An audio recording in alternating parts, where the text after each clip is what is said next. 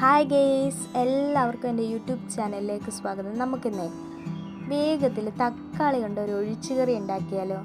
അപ്പം ഞാനതെങ്ങനെ ഉണ്ടാക്കുന്നതെന്ന് നിങ്ങളെ കാണിച്ചു തരാം. ഓക്കെ, ചോറിൻ്റെ കൂടെയൊക്കെ കഴിക്കാൻ നല്ല ടേസ്റ്റാണ് കേട്ടോ.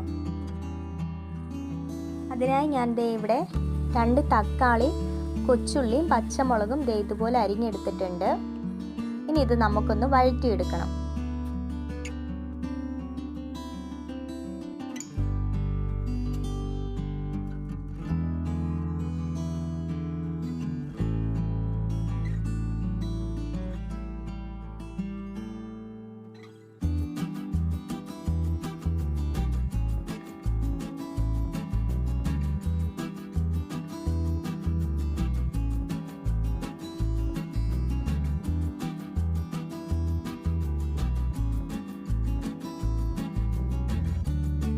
ഇതൊന്ന് വാടി വന്നപ്പോഴേക്ക് ഞാൻ ഇതിലേക്ക് ഒരു 1/4 ടീസ്പൂൺ ഉപ്പ് കൂടി ചേർത്ത് കൊടുത്തു. ഇനി ഇത് നന്നായിട്ട് ഒന്നുകൂടി ഒന്ന് വഴറ്റിയെടുക്കണം.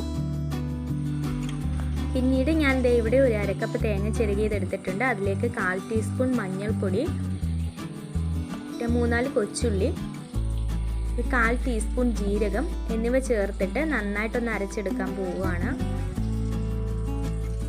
ഞാൻ ഇതുപോലെ നന്നായിട്ട് അരച്ചെടുത്തിട്ടുണ്ട്. തക്കാളി ഞാൻ ഇതുപോലെ നന്നായിട്ട് വഴറ്റിയെടുത്തിട്ടുണ്ട്. അതിലേക്കൊരു 1/4 ടീസ്പൂൺ മുളക് പൊടി കൂടി ചേർത്ത് കൊടുത്തു. ഇനി ഇത് ഒന്നുകൂടി ഒന്ന് ഇളക്കുക.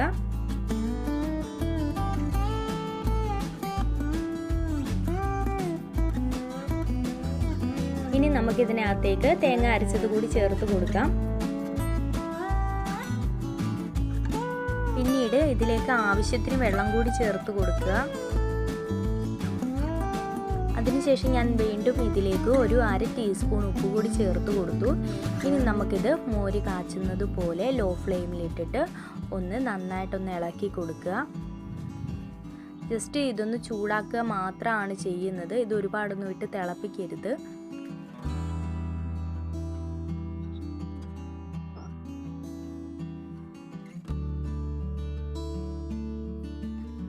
കറി നമുക്ക് ചൂടായി കിട്ടിയിട്ടുണ്ട്. ഇനി നമുക്കിതിലേക്ക് കടുക് വറുത്ത് ചേർത്ത് കൊടുക്കാം.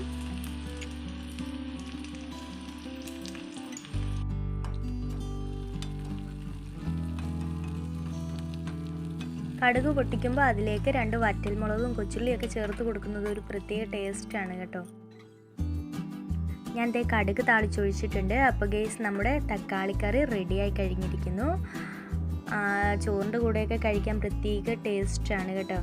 അപ്പോൾ നിങ്ങൾക്ക് എൻ്റെ വീഡിയോ ഇഷ്ടപ്പെട്ടെന്ന് വിചാരിക്കുന്നു. ഇഷ്ടപ്പെട്ടെങ്കിൽ ലൈക്ക് ചെയ്യുക, ഷെയർ ചെയ്യുക, സബ്സ്ക്രൈബ് ചെയ്യുക, സപ്പോർട്ട് ചെയ്യുക. കൂടാതെ എൻ്റെ ചാനൽ നോട്ടിഫിക്കേഷൻ ലഭിക്കാൻ വേണ്ടിയിട്ട് ബെൽ ബട്ടൺ എനേബിൾ ചെയ്യുക. Okay, thank you.